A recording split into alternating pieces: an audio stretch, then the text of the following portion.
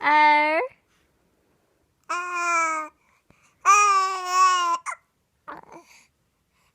chữ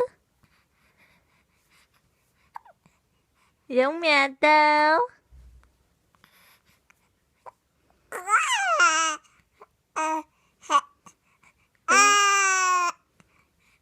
Giống mẹ bị nấc ư? Giống mẹ muốn nói chuyện giống mẹ nấc ư? Cho mình nè, cho mình nè.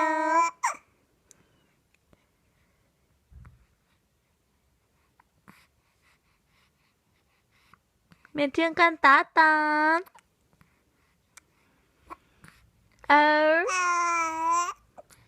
Chữ